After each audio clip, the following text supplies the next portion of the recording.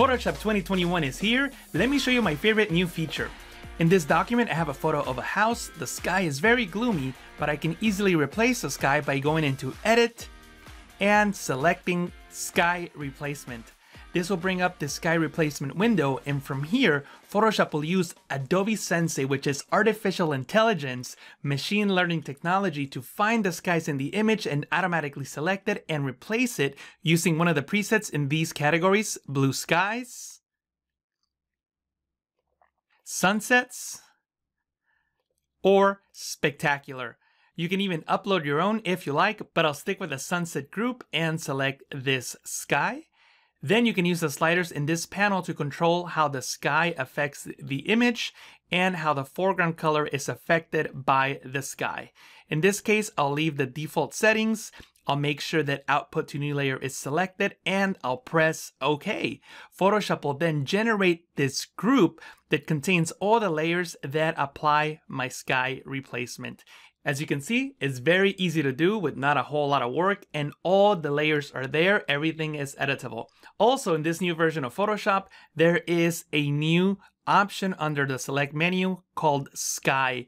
If you click on that, Photoshop will make a selection out of the sky in your image. This Select Sky feature also uses Adobe Sensei, the artificial intelligence found in many of the new features of Photoshop 2021. Before we start, I would like to mention that this video is sponsored by MSI. I'll be using my Creator 15 laptop. I'll talk a little more about it later on in the tutorial. For now, I just want to mention that if you want to skip to any of the new features, I will place a time code in the description that will allow you to skip to any new feature if you want to learn about a specific one, or you want to come back and rewatch one of the sections. Again, the time codes are in the description. This next new feature is for designers who want to create patterns or textures. I'm going to start with this document that is 1080 by 1080. And to show you how this new feature works, I'm going to create a very simple rock pattern. I'm going to go into Filter, Render, Clouds, then Filter, Stylized, Emboss, and press OK. Then I'll go into Image, Adjustment, Hue and Saturation, and I'll colorize the pattern and press OK. Now let me show you this new feature and show you how it will help us create seamless patterns. You can go into View and enable Pattern Preview. When you enable that, you can press OK, and you will see this preview that will show you what this design would look like as a pattern. And no matter how much you zoom out, you'll continue to see the pattern. And the best part is that with the Move tool enabled and an unlock layer, you can click and drag, and you can see where the seams of the pattern are. So you can now hide those seams any way that you like. One quick way is by using the Spot Healing Brush tool, and I'm just going to quickly hide these seams so that we have a seamless pattern. I'll enable the Move tool by pressing the V key and just move it a bit more to make sure that we don't have any seams. Everything looks great. The great thing about this feature is that you can also drag and drop elements onto here and see how those elements affect the pattern. And I can adjust it accordingly, like so. And I can also hold Alt on Windows, Option on the Mac, and duplicate that leaf and rotate it as well. And you can see that every adjustment that I make is instantly updated in my pattern preview. And like I said before, you can zoom out and see what your seamless pattern will look like. When you're ready to save the pattern, all you need to do is go into Edit, Define Pattern. You'll see the pattern preview here. Then you can name it. And once you save this pattern, you'll be able to use it with the Patterns panel or with a layer style. Next, let's talk about the brand new neural filters. These are Adobe Sensei driven filters. They of course use artificial intelligence to create some amazing things.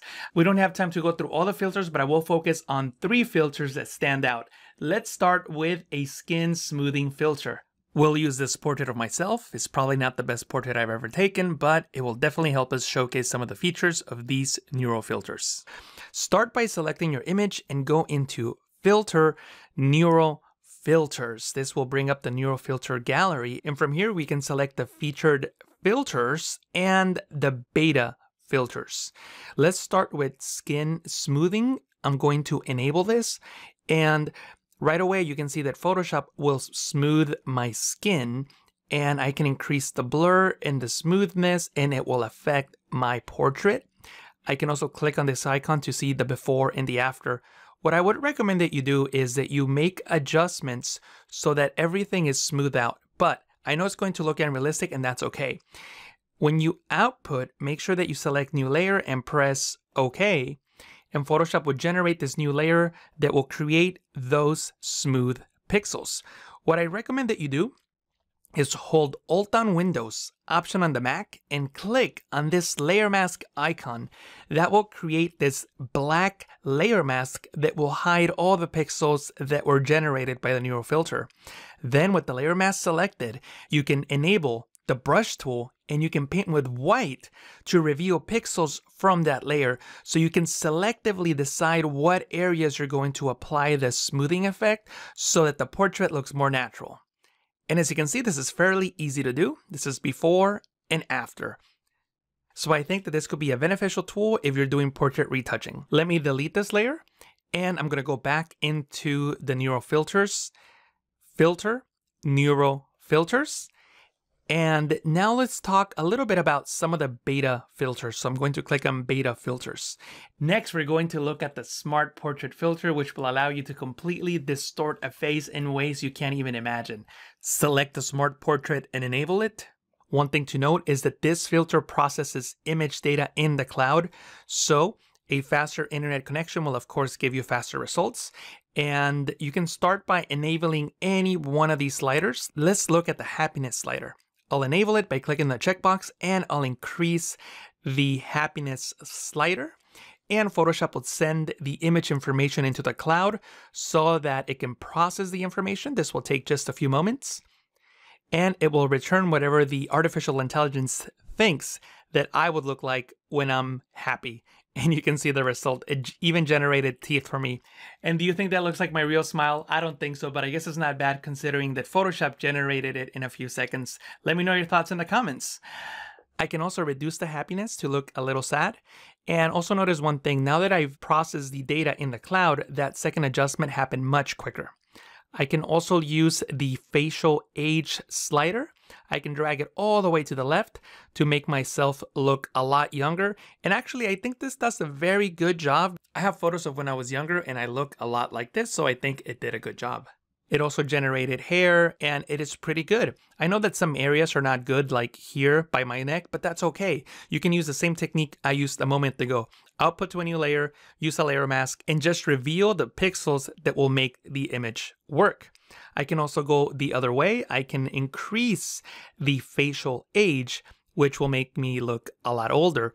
The artificial intelligence, I think, does a good job in placing wrinkles over my face and also adding gray hair that matches my hairstyle. It doesn't do that good of a job up here, but I still think that it's pretty good. I can go with a brush and a layer mask and mask out the top. But again, very good for just a click and dragging a slider. There's also other things that you can adjust, for example, the light direction, and let me disable the facial age so that we can see that. I can add light to the right side of my face or light to the left side of my face, and this of course will be good for compositing. You can also adjust the head direction. I can make it seem like my head is tilting to the right or to the left. Again, this is a beta filter, so you won't get perfect results, but you might be able to use the pixels that it generates in your projects. Also, we have another image here that I'm going to show you a really cool neural filter. We have this black and white photo, and I'm going to go into filter, neural filters, and I'm going to go into the beta filters right here. And we have a brand new Colorize filter, which is really, really cool. All I'm going to do is click on this button, Adobe Sensei, which is the artificial intelligence will look at the image and it will colorize it with one click. It's not going to be perfect by any means, but it's really, really good for just one click. You can always come back and adjust it. So one of the ways that you can adjust it is by using the color here. You can just select the color. For example, if we wanted to give him a tan suit, we can do that. I can just select the color from this color picker. And I think that for a tan suit, maybe we need something that looks more like this. I'll press OK. And now I can click over the image and Photoshop will apply that color to the areas that I click on. In this case, I don't think that changing the color makes it better. I actually like the original colors that Photoshop selected for this colorization. I can now output to a new layer by pressing OK, and I can just adjust this composite accordingly. And the AI didn't do that bad of a job considering we got this with just one click. Next, let's talk about a powerful feature with smart objects. To showcase this new feature, I'll start by selecting this layer, right-clicking, and converting it into a smart object. As you know, a smart object is a container that allows you to hold one or more layers, and you can apply editable adjustments, distortions, filters, and transformations. So you can always come back and edit it. And let me just press Ctrl-T, Command-T to transform, right-click, and select Distort, and I'm going to make a distortion. And the new feature in Photoshop 2021 is that you can reset distortions on a smart object. All you need to do is right-click on a smart object and select Reset Transform, and this will remove any transformations that you've applied to your smart object. And although this wasn't a big change, it's definitely one we needed. Next, let's talk about the new features inside of the Select and Mask workspace in Photoshop 2021. They will allow you to create better and faster selections. To showcase this next new feature, we're going to work with this image of this woman standing up against a very busy background. You can see that her hair is flowing in the air, and it's definitely not an easy image to mask. In Photoshop 2021, there's several new features in the Select and Mask workspace, so let me bring it up. If you go into Select, Select and Mask, you'll bring up the Select and Mask workspace. I'm currently working in the onion skinning mode, and it's set to 100, which is why everything looks invisible. But by default, it is set to 50%. And I'm going to click on the Select Subject button, which will use Adobe Sensei, which is artificial intelligence, machine learning technology, to find the main subject and select it. The algorithm has improved. Photoshop does a much better job selecting the hair, even from busy backgrounds. And we have two modes. This is one of the new features. We have the color aware mode, which is basically the algorithm that Photoshop had in the past, and the new object aware algorithm, and you can select between the two. The color aware algorithm is better suited for simple contrasting backgrounds, and the object aware algorithm is best suited for hair or fur on busy backgrounds, which is exactly what we have here. And we have a brand new button up here called Refine Hair. This button will do essentially the same thing as the Refine Edge Brush tool. With the Refine Edge Brush tool, you can click and drag along the side of the edge to refine the adjustments on the hair. You don't have to do that by hand anymore if you don't want to. You can simply click on Refine Hair, and Photoshop will automatically find the hair and apply that same refinement. You can of course still use the brush if you like. In case Photoshop misses an area, you can still click and drag and paint to further refine those edges. Next, there's a brand new Remember Settings checkbox. If you enable this checkbox, Photoshop will remember the settings that you apply in the Global Refinements area. For example, if I move the Smooth slider to 6, the Contrast slider to 6 as well, and shift the edge inwards till -10%, and press OK, when I come back into the Select and Mask workspace, you'll notice that Photoshop will remember those previous settings. So this is what that checkbox does. It just remembers the last settings that you applied. And we also have a preset dropdown now. So whatever settings you have on this panel, you can save them as a preset. All you need to do is click on Save Preset and give your preset a name. I'll name mine Custom Select and Mask. Click on Save. I'll cancel to exit the Select and Mask workspace, and I'll go back into the Select and Mask workspace. And right now we have the sliders set to 0, but I can use that preset we just created to bring back those adjustments we applied a moment ago. So this is a great way of saving the adjustments that you often make when you use the Select and Mask workspace. And obviously when you press OK, Photoshop will apply those adjustments. And I would like to point out the fantastic job that the artificial intelligence does on this busy background. Is not perfect, but not bad for just one click. Next, let me show you how Photoshop 2021 handles plugins. This is another interesting change. In Photoshop, we now have this plugins menu, which is replacing the extensions menu here. And basically what this plugins menu allows you to do is select the plugins panel, and that will come up. and you can click on Discover Plugins, and that will take you into the Creative Cloud app. And from here, you can install free or paid plugins in Photoshop. You can also go into the All Plugins tab and look at all the available plugins for Photoshop 2021. One plugin that I often use for compositing is Pixel Squid, so I can click on Get, press OK, and I can install that into Photoshop. The green notice here in the bottom is letting me know that my plugin has been installed, and I can now see the Pixel Squid plugin here under my plugins tab, and this is what the panel looks like. If it's closed, I can just double click on this and it brings it back up. I think that this is a much better way of handling plugins inside of Photoshop. Next, let's look at live shapes in Photoshop 2021. I think that these are fantastic for any designer. I've been waiting for some of these updates for a long time now, and I'm glad they've been implemented into Photoshop 2021. The first thing I want to show you is something that I've been waiting for many years. If you click on the rectangle tool nested under it, you'll see the line tool. And the line tool is completely different now. Now you really do get a single line with 2 points, and you can control the width and the stroke options from the properties panel. So you no longer get a line with 4 points like before. This is a true line, much like in Adobe Illustrator. We also have the polygon tool, and I'm going to click and drag to create a polygon, and we can adjust the roundness of the corners now, like you see there, and we can push the inside points in to create a star effect, and you can add more sides to your polygon by dragging this slider to the right. They're fully customizable, so make sure that you take advantage of the new live shapes in Photoshop.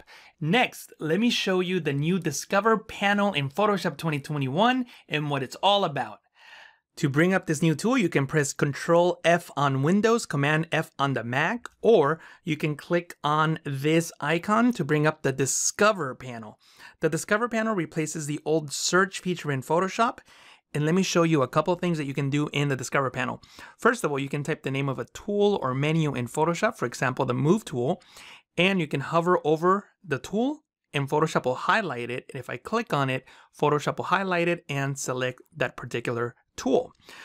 I'll bring that back up, and I can also type in a subject like retouching, and Photoshop will show me tools that I can use for that particular workflow.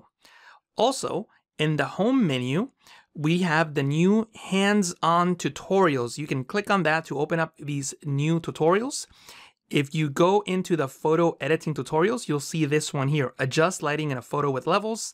And if you click on view all, you'll also see control photo brightness and contrast with curves. These two hands-on tutorials are my tutorials.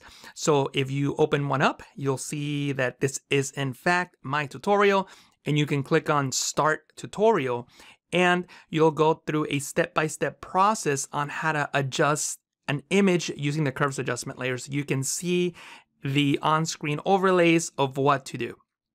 Obviously, I'm not going to go through that, but if you're interested, check them out.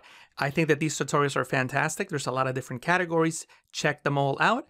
But I am pretty proud to have 2 tutorials in here in Photoshop 2021. And at the time of this recording, I'm the only non-Adobe employee to have tutorials inside of Photoshop. Everyone else there is either an Adobe employee or an Adobe contractor. Let me know in the comments what you think if you decide to try them out. Next, I'm going to show you one of the most useful features in Photoshop 2021. Let me show you how it works. I'm going to work with this composite. As you can see, it has a whole lot of layers. And the important thing is that this is a cloud document. If you remember, they were new in Photoshop 2020, and you can see this cloud icon here. And in case you don't know, you have this Clouds document tab here that shows all the documents that you've saved to the Creative Cloud.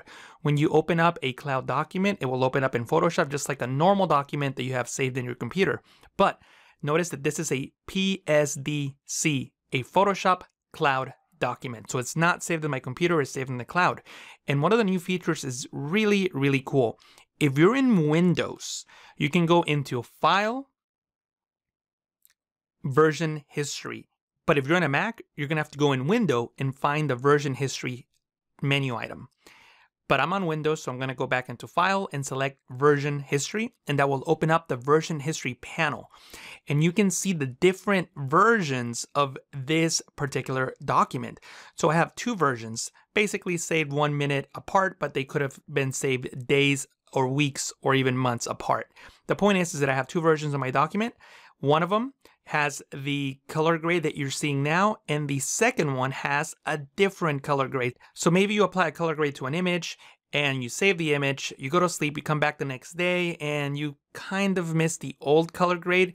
With this new feature, you can come back and it's still there, just because the Creative Cloud is now keeping old versions of your document. And the cool thing is that you can rename each version. So for example, I can name this version and I can call it warm, because this is a warmer color grade. See that? And I can rename this one into cool, because this is a cooler color grade. And I could also open it up in a new tab. So now I have both versions open at the same time. Of course, it's downloading it from the cloud, but there it is. This is a brand new document. It's not the same document. Notice that it doesn't have a cloud icon like this one here, but all my layers are still here. So essentially I have two documents of the same thing, but with the different color grades. And if I scroll down, you'll notice that the history expires after 30 days unless you bookmark them, but these are already bookmarked. If I go into the marked sections, you can see them here.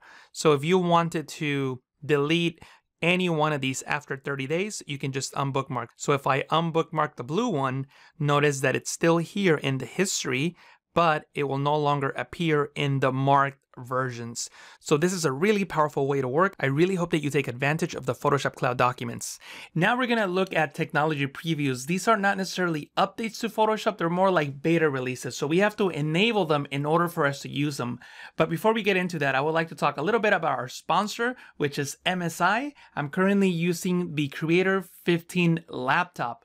This is a very powerful computer that uses a 2.3 gigahertz Intel Core i7 processor with 8 cores. It also has a powerful video card, a GeForce RTX 2080 Super with 8 gigabytes of video memory and 32 gigabytes of RAM. The MSI Creator 15 laptop is primarily designed for content creators. However, it's also a well-rounded system for everyday users and even gamers. But if you're a Photoshop user like me, then one of the most important features in this laptop is the true pixel display.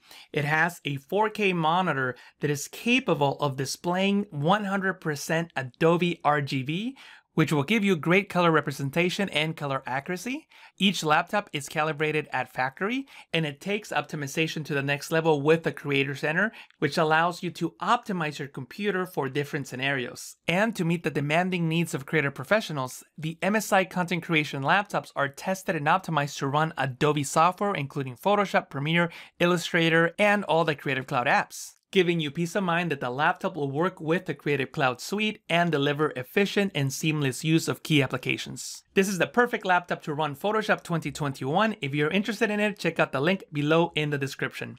But anyway, now let's talk about the two technology previews that I think are worth looking at in Photoshop 2021. This is the Content Aware Trace tool. It's a new tool that you can add into your toolbar to create paths and vector mask. Let's check it out. Start by enabling it, press Ctrl-K on Windows, Command-K on the Mac, then click on Technology Previews and make sure that you enable the Content Aware Tracing tool. Press OK, then restart Photoshop.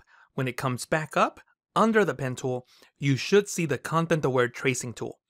If it's not there, what you can do is click on the three-dot icon, go into Edit Toolbar, and make sure that it's not hiding under the extra tools. If it is, just click and drag it into the pen tool group or anywhere else you would like in this panel.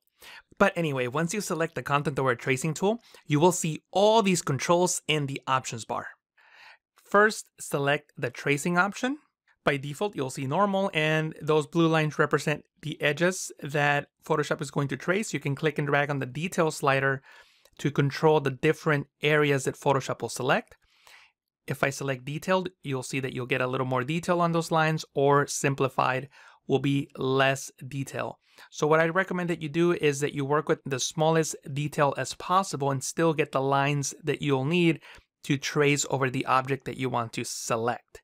So in this case, we can start with something low, like 5%, and we can just click with the Content Aware Tracing tool to add that vector path. Also notice that this option is selected, and this will allow me to create these vectors around my object. So I'll click and add them to my selection. If you get to an area and nothing appears, you may need to increase the detail to add more detail, and you can just create those vector paths. Then you can select this plus icon to join the different paths that are not connected. And you can just hover over the path to see where they connect. Let me zoom in so that you can see what I'm talking about. See that pink line in between the two paths? When I click, Photoshop would join the paths using that line.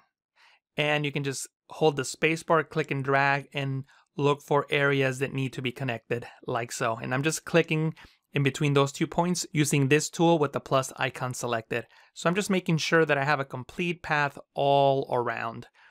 And in this case, it looks like I do. I'll double click on the hand tool to fit the image to screen. And it looks like I managed to connect all the points, and that looks pretty good. Now I can hold Control on Windows, Command on the Mac, and click on the layer mask icon to create a vector mask. So this tool was designed to create vector paths and vector masks much faster. Let me know in the comments what you think about this technology preview. This was a quick rundown of all the new features inside of Photoshop 2021. I'm going to come out with full-length tutorials on a lot of these individual features. I'll place a link to my Photoshop 2021 playlist below in the description.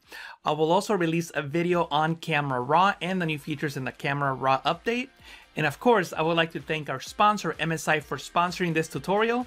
And if you're new to the Photoshop training channel, don't forget to click on that subscribe and notification button so that you don't miss any new Photoshop tutorials. Thank you so much for watching. I'll talk to you again in the next video.